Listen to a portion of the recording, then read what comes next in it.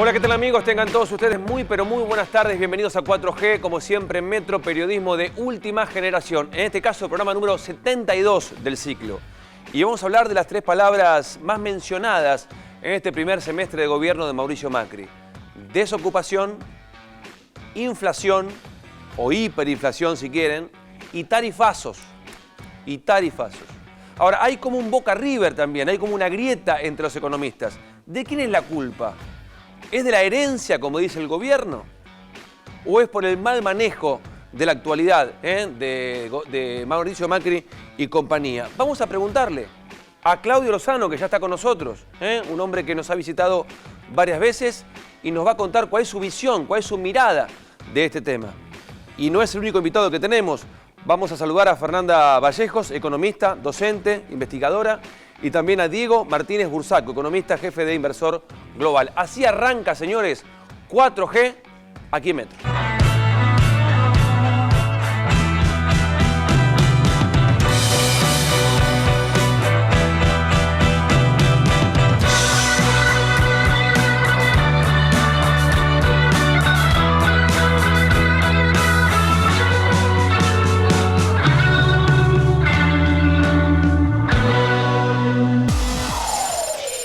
Los argentinos hacemos de cada asunto una rivalidad casi futbolera, y en la economía hay temas que dividen las aguas como un Boca River. La suba de la inflación divide las aguas.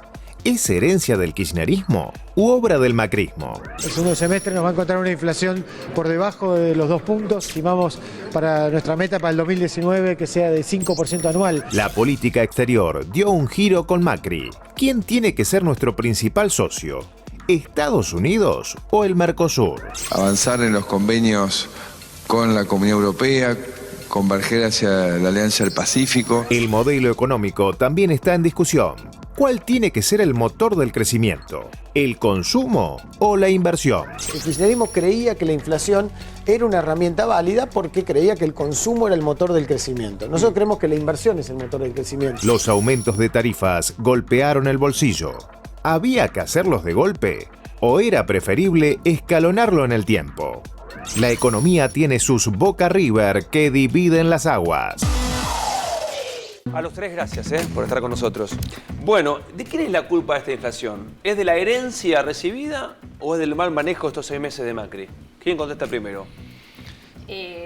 Vamos a distribuir las responsabilidades para no borrar con el codo lo que uno escribió con la mano. La responsabilidad nunca es exclusivamente de un gobierno. El gobierno tiene la responsabilidad de intervenir o no para morigerar los impactos de aquellos que forman precios en la economía. Entonces, el gran problema que tiene el gobierno de Macri son dos, digamos, con respecto a la inflación. Uno es que ha liberado las fuerzas del mercado en el mal sentido y que ha habilitado a que los grandes jugadores de la economía hagan con los precios lo que mejor les ha parecido, empezando por colocar al frente de la cartera del ministro de Comercio, que debe justamente controlar a estos sectores, a un hombre justamente del supermercadismo, ¿no? Lo cual produce de mínima un choque de intereses.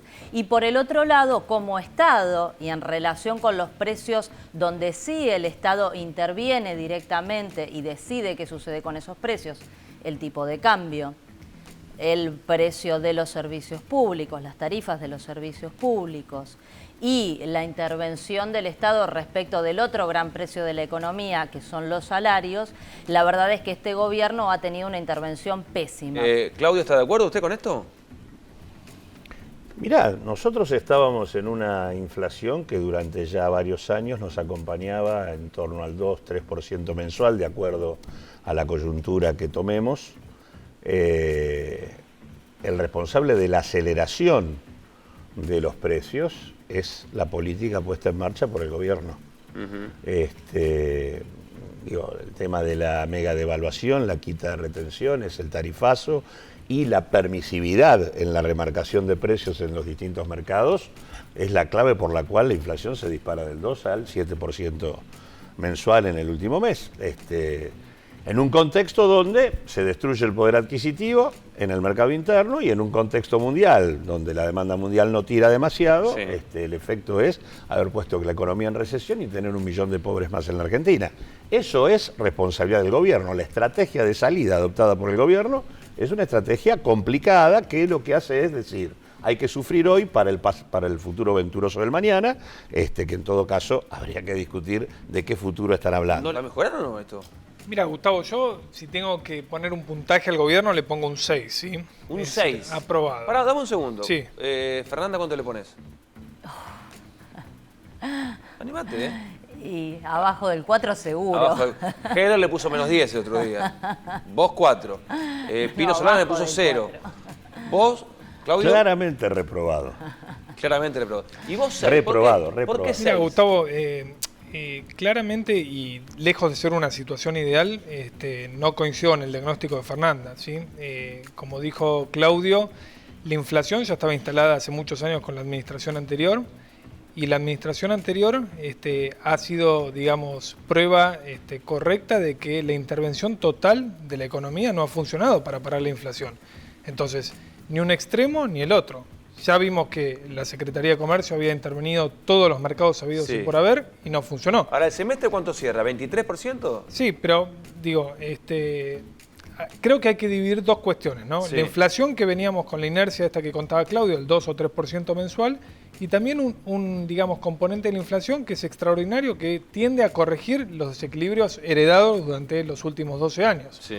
Tema tarifas, tema sinceramiento del mercado cambiario, porque recordemos, ¿no?, que uno dice devaluación abrupta, pero lo cierto es que ninguno de nosotros podíamos comprar dólares a 9 pesos, como decía que estaba el gobierno en el mercado oficial hace unos meses atrás, y el mercado, digamos, donde uno iba libremente a comprar por oferta y demanda, que era el mercado del mercado de capitales, la bolsa, marcaba un dólar de 14, 14,50, y ese era un dólar libre, digamos, ¿no? Sí. Que podían acudir tanto exportadores, importadores o inversores o arristas que querían proteger su dinero. Sí. Entonces, en ese sentido, creo que habría que distinguir digamos, aumento de precios que se da por única vez, que es tarifario, que en mi opinión se hizo mal, ¿sí? Se hizo de manera desordenada, se hizo de manera improvisada y obviamente debía haberse protegido a los sectores que socialmente no podían encarar el problema de pagar mayores tarifas, pero también si nos estamos replanteando acá, ¿no?, que hay un montón de pymes que no pueden pagar los aumentos tarifarios, un montón de familias que no pudieron pagar los aumentos tarifarios, quiere decir que algo del modelo anterior funcionó bastante mal, digamos, ¿no? Porque si llegamos a una situación de tarifa frisada durante 12 años, y después nos hicieron entender que era la década ganada y una historia de grandes desarrollos a nivel económico y no podemos afrontar el pago de una tarifa de gas, que en mi caso personal, lo digo siempre en cualquier medio o cualquier programa que voy, pagaba 120 pesos de luz al mes de enero y una pizza mozzarella con 6 empanadas, 220 pesos en el mes de enero. Entonces había alguna distorsión bastante significativa que uno debe sincerar y poner sobre la mesa, ¿no? Obviamente sin desatender a los sectores más carenciados, por supuesto. Tenés ganas de decir algo, Fernanda. Para desmistificar un par de cuestiones que son, me parece, latiguillo, pero que están bastante lejos de la realidad de los fenómenos económicos. Una, para empezar, que el gobierno anterior estuvo lejos de intervenir sobre todos los mercados y sobre todos los precios. Digo, me hubiera encantado que lo hubiera podido hacer, pero la verdad es que estuvo muy lejos. De hecho, todos sabemos que incluso los programas tímidos con los que se intentó avanzar sobre esa cuestión, como pudo haber sido el de precios cuidados, que la verdad fue una buena experiencia en el sentido de establecer precios de referencia. Sí, sigue, pero es prácticamente un dibujo hoy por hoy, ¿no? Está muy desvirtuado en su esencia. Y la verdad es que la capacidad de intervención fue muy escasa porque, bueno, por supuesto, el poder que ejercen los grandes jugadores del poder económico es muy grande, mucho más grande que el poder político que detentan los gobiernos. Entonces, digo, esto hay que ponerlo sobre la mesa. Se dice que las familias y los sectores productivos no pueden afrontar estos precios. Bueno, justamente, para eso está el Estado. A ver, no tuvo capacidad de intervención sobre los que ponían el precio de la pizza, de la mozzarella, en un país, por otra parte, productor de alimentos, ¿no?, donde todos esos bienes básicos deberían ser absolutamente baratos, porque no solamente nos sobra para comer nosotros, sino que producimos para que coman otros cientos de millones de personas en el mundo. Entonces, donde sí podía intervenir el Estado era justamente en lo que te digo que son precios políticos o precios regulados, como el caso de los servicios públicos, ¿no? Entonces ahora, perdóname, déjame cerrar, porque yo te dejé cerrar vos. Entonces digo, se dice, se hace esto porque había un descalabro fiscal, ¿no? Porque el argumento es el descalabro fiscal implicaba una emisión monetaria y eso genera inflación, digo, lo cual es falso, por lo menos es discutible. Yo creo que es una teoría falaz y que está sobradamente probado empíricamente a lo largo de la historia que esa teoría no se sostiene, tampoco se sostiene teóricamente. Pero a ver, el Estado intervenía donde podía intervenir, subsidiando unos determinados precios y además acompañando el alza de los salarios. Es cierto lo que dice Claudio, había inflación, pero había paritarias que a vos te permitían tener la tranquilidad de saber que si los precios subían, tu salario subía lo mismo o más que la evolución de los precios, y eso mantenía o mejoraba tu capacidad adquisitiva. Primer punto importante. Y segundo, si todo esto se justifica en el descalabro fiscal, este gobierno lo que no puede justificar es que las primeras decisiones que asume tienen que ver con resignar capacidad recaudatoria, porque por ejemplo elimina las retenciones, elimina los impuestos a los autos de lujo, elimina los impuestos al y tengo 25 minutos de programa. No, ya voy, Diego, ya te doy. Muy simple tomando algunos puntos. Digo, el tema de querer resolver el problema entre el dólar bolsa y el dólar oficial, llevándolo a los niveles que se lo llevó sin tomar en cuenta el efecto sobre los precios, hizo que el impacto en precios tenga la envergadura que tuvo y que tuviéramos una caída del salario real que hasta abril estaba en el orden del 15%. Entonces, la verdad que esa salida cambiaria no es una salida razonable porque destruye el poder adquisitivo en el mercado interno. El tema del ajuste tarifario, el tema de decir hay que sincerar, como si el único problema era llevar las tarifas sobre hogares o sectores productivos de esa manera, sin ver lo que pasa. Por ejemplo, ¿cuál es el precio del barril de petróleo que está por detrás de la generación de energía? Sin ver cuál es el precio del gas que está por detrás. En realidad, este tarifazo tiene un beneficiario directo, que son las petroleras privadas, que han demostrado históricamente en la Argentina que transferirles rentabilidad no da como resultado inversión. Al revés, ha implicado el déficit energético que tenemos. Ahí voy con consecuentemente, digo, y la verdad es que lo que uno percibe de la estrategia aplicada es que muy probablemente, muy rápidamente vamos a estar discutiendo lo mismo que estábamos discutiendo a finales del 2015. Estancamiento, tipo de cambio retrasado y la situación en materia de precios. Quieren saludar ahora que vamos a volver al 2% mensual, que era lo que teníamos cuando empezó la política oficial. En lo que sí, la verdad, decir que el gobierno regulaba todos los mercados del anterior, la verdad, era un colador. Así que en ese sentido yo no comparto. En todo caso, uno puede hablar que hubo una regulación ineficaz y que puede haber otro tipo de regulaciones. Y lo que no comparto con Fernanda es que por alguna razón no hubo ningún paro nacional hasta el año 2012. Del 2012 al 2015 hubo 5 paros nacionales. Los primeros impactos negativos, obviamente no tienen que ver con lo que está pasando ahora, pero los primeros impactos negativos sobre el salario y el empleo comenzaron en la gestión anterior. Diego responde y voy a otro tema que es consumo o inversión y lo que dijo Marcos Peña. A ver. No, hay varios puntos. En primer lugar, yo me acuerdo que el lema principal de la administración anterior era intervenimos la economía para defender la mesa de los argentinos, ¿sí? La canasta básica, los alimentos, cosa que no pasó, así que hubo intervención en alimentos. Si se hizo bien o mal es otra cuestión. Intervinieron también en el mercado. No, sí, yo no dije que no hubo, es la cuestión. Pero vos dijiste que se intervino en absolutamente todos los mercados. Es una falacia, Fernanda, es una ilusión. yo te voy a mostrar los mercados que intervinieron. El mercado cambiario lo destruyeron. El mercado del ganado lo destruyeron. El mercado de alimentos lo destruyeron. El mercado energético lo destruyeron. Agarraron un país con exportación de energía y terminamos importando 10.000 millones de dólares. No, agarramos un país con una, haciéndome cargo, agarramos un país con la principal empresa. Igual déjame terminar, yo te escuché. Me gusta que tenga la camiseta, dice, agarramos un país, tiene la camiseta puesta. Que destruyó la inversión petrolífera, que destruyó las reservas que había en el país. No, Repsol. Digo, y lo que hizo, ese gobierno, ese camino pero se escuchá, empezó a desandar Fernanda, recién a partir de la Repsol racionalización. de También 2003. ponésela también en la cuenta al gobierno. Claro, de anterior, 2003 porque a la verdad que 2012 se avivaron en el estaba 2010 lo que estaba ¿quién haciendo regulaba Repsol. Repsol? No, si yo no dije lo contrario. bueno, digo, regulaba hasta- Repsol. Digo, la hasta el do- connivencia hasta del el do- gobierno con claro, hasta el do- Repsol. hasta el do- por eso digo, Está mal lo que dice la él en el crítica que sentido uno... de que la intervención en el mercado hidrocarburífero fue una intervención favorable a los intereses de Repsol y haciendo posible el proceso de destrucción de la renta hidrocarburífera, de la depredación del recurso y la fuga de capitales que Repsol protagonizó.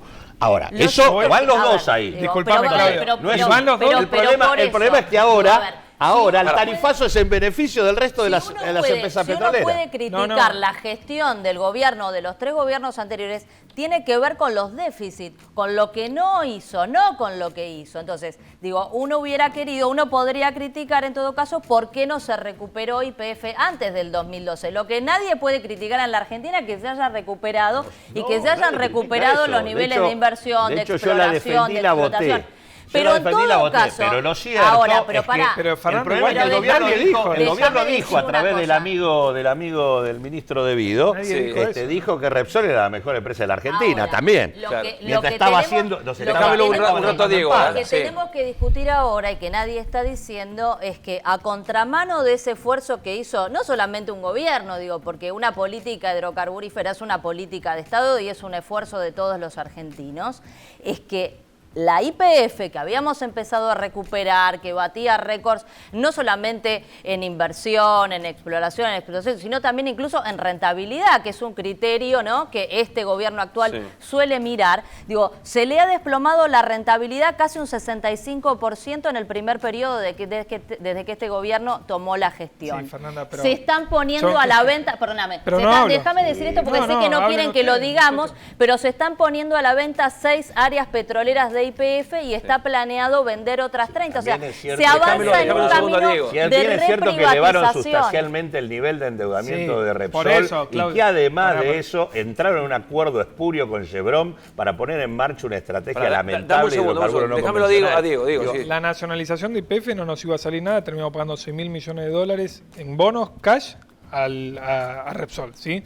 Después, Bueno, como dijo... se déjame- pagó me deja- casi, ¿Puedo hablar? se pagó casi la mitad de lo que Repsol reclamaba frente al CIAD. No, pero ustedes dijeron que no iba a valer un centavo. No es cierto, eso no ok. se dijo nunca, Bueno, ya fue buscamos desmentido. el tape después, no hay Buscalo problema. al tape que no lo vas a encontrar porque no es cierto. Bueno, está bien. Después, durante la época del kirchnerismo, como dijo Y además, Claudio... a ver, el ministro de ustedes acaba de volver de Pero de España, ustedes, fue pará, a bajarse, pero pará, Fernanda, a bajarse los pantalones Fernanda, y igual- pedirle disculpas a pero los mi- españoles, pará. digo, y me venís... Fernanda, pará. ¿El ministro de quién? Yo no represento a nadie. Yo te digo, no represento a nadie. Bueno, ideológicamente claramente No, representás al gobierno de Cambiemos porque estás haciendo no. una férrea Ese es el gran defensa de problema las que tienen políticas. ustedes. Ese es el gran problema que tienen ustedes. Yo Encasillar a tampoco todos. represento al gobierno anterior, No, digo, pero pero bastante- defiendo una determinada posición ideológica que está mucho más cerca del gobierno Bueno, anterior y pero- obviamente Pará, abismal me en parece distancia que- de Macri. Frigerio dijo que si seguíamos así, como en el gobierno anterior, digamos, con la postura y lo que hacían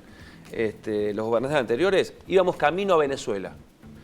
Poneme la palabra de Frigerio. Esto es así porque la verdad, hoy uno tiene la misma plata que antes, en sueldo, un poquito más, ponele, pero tiene los tarifazos, la inflación, hay menos consumo, en todos los rubros hay menos consumo. Se habla de inversión, ¿van a venir empresas a invertir si no hay consumo interno?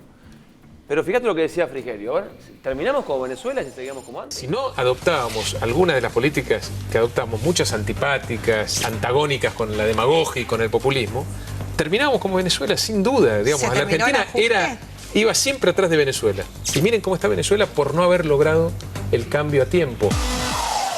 Fernanda, ¿terminábamos así, dice? Mirá, a mí me parece que eso ameritaría una profunda discusión, otro capítulo, ¿no? Porque Venezuela se utiliza, viste, como un fantasma que se lo saca así a relucir y la verdad es que hay que conocer muy bien la realidad de Venezuela. Sí. Lo que podemos decir de Venezuela es que hay poderes económicos igual que acá, produciendo desabastecimiento en la economía, produciendo una inflación, bueno, obviamente desorbitantemente más grande y más desbocada de lo que sucedió en la Argentina en todos estos años, pero igualmente provocada por los mismos agentes del poder económico.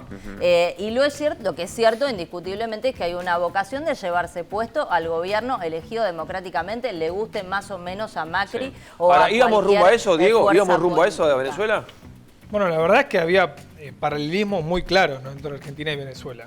Si vamos a terminar como Venezuela hoy, creo que es otro debate. Sí. Creo que hay que ir a vivir Venezuela hoy para tener una experiencia marcada de cómo está viviendo el pueblo de ellos, pero las noticias no son nada alentadoras. Ajá. Y creo que los aliados principales de la administración anterior, digamos, han terminado muy mal, ¿no? Da muestra de lo que está pasando en Brasil, da muestra de lo que pasa en Ecuador, da muestra de lo que pasa en Venezuela. Creo que, bueno, en definitiva, estamos ante una situación de mirar para adelante y creo que Argentina tiene una muy buena oportunidad. Yo quiero una sola cosita. Dale. Primero, la diferencia, yo la verdad que no comparto la comparación de Argentina con Venezuela. Obviamente. Casualmente en el tema del petróleo, nada que ver. Venezuela hizo una apropiación de la renta hidrocarburífera que no hizo el gobierno anterior. Además es otra sociedad, otra de eso digo, pero en ese tema nada que ver. Pero igual, Claudio, independientemente, yo lo creo, independientemente que no son comparables los casos, son casos distintos. Lo que sí es cierto es que el gobierno que se fue es un gobierno que había agotado su capacidad para construir una coalición social transformadora en la Argentina. Objetivamente, Macri sacó 26% de los votos en la primera vuelta, llega al 52% con un 26% que se agrega rechazando al gobierno anterior. Por lo tanto, el poder político para organizar una estrategia de transformación productiva, que es lo que la Argentina necesitaba encarar a partir de la situación en la que estaba, el gobierno anterior no lo tenía. La orientación votada, el tipo de gestión que se está llevando adelante, desde mi punto de vista, no nos lleva a ningún lugar razonable. ¿Qué es lo que necesita la Argentina? Argentina necesita un acuerdo de transformación social y productivo. Necesita un pacto fiscal, necesita un pacto social que recomponga poder adquisitivo, un pacto fiscal que reforme integralmente el sistema impositivo en una dirección progresiva y un pacto por la inversión para transformar la perspectiva productiva del país. Esta discusión es la que no está. Este gobierno no la da, ni siquiera la ha planteado, y lo que ha puesto en marcha es un ajuste convencional lleno de contradicciones, porque el ajuste fiscal no existe, ¿no? Están reemplazando la emisión monetaria por endeudamiento externo, que es la peor de las soluciones. Y déficit cuasi fiscal que provoca Sturzenegger con su política de digamos, han destruido el mercado doméstico, así que la verdad que yo creo que esto, vuelvo a decirlo, vamos a estar discutiendo dentro de un par de meses lo mismo que discutíamos al final del 2015. Fíjate, Gustavo, que yo tengo puntos Yo creo que sí hay un punto que es lo que en realidad se utiliza como punto de conexión, coincidiendo con Claudio en que hay muchísimas diferencias entre Argentina y Venezuela, y es que tanto Venezuela como Argentina, pero no solo ellos, también Brasil, también Ecuador, también Bolivia, muchos países suramericanos, han logrado un avance, no te digo enorme, bastante modesto si uno quiere, pero un avance al fin en materia de redistribución del ingreso en la última década larga en la región.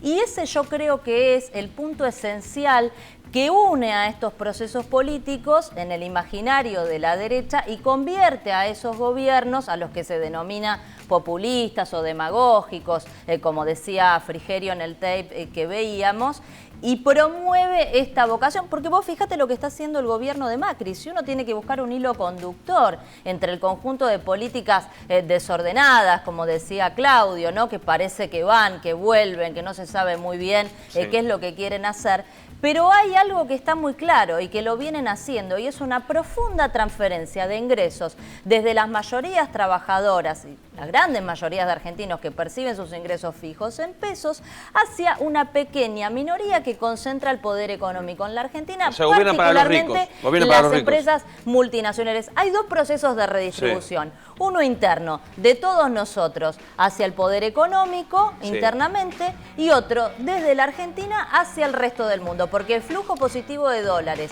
genuino, producto del superávit del comercio exterior que teníamos en la década pasada, hoy se ha revertido crecido y en cambio compramos importaciones, le pagamos a las multinacionales por esas importaciones, fugamos, ha crecido más de 500% la fuga de divisas. Me quedó corto el programa, quería poner a Michetti. Y se retomó el sendero del endeudamiento. Porque Michetti dice que estamos en un túnel y que la luz se ve allá. Pero la luz está lejos o cerca, digo. No, es el tren que viene. Es un tren que viene. No, es el pero tren digo, que viene de la frente. fuga de capitales sigue siendo un tema central de la Argentina porque nosotros acumulamos en el periodo 2003-2015 $165.000 millones de saldo comercial favorable y el 62% de ese saldo se fugó.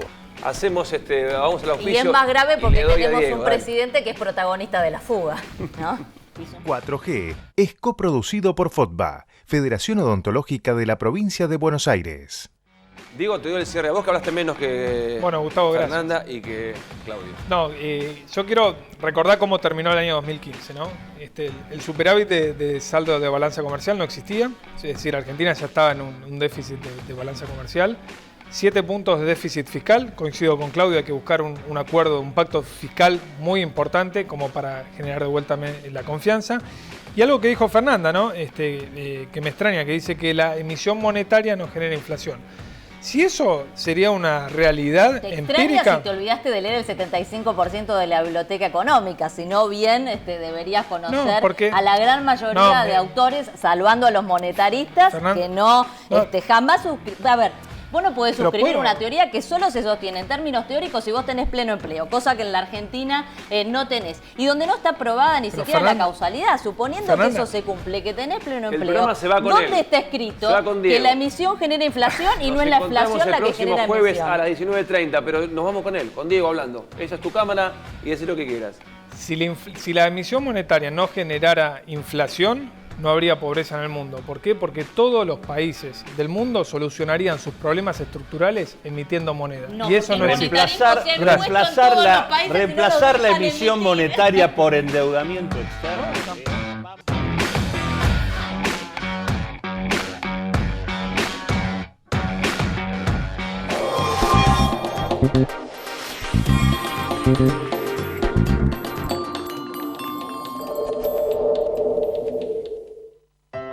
Es posible que tu aporte para cuidar el agua sea una gota en el océano, pero sin tu aporte, al océano le faltaría una gota. Es un mensaje de AISA.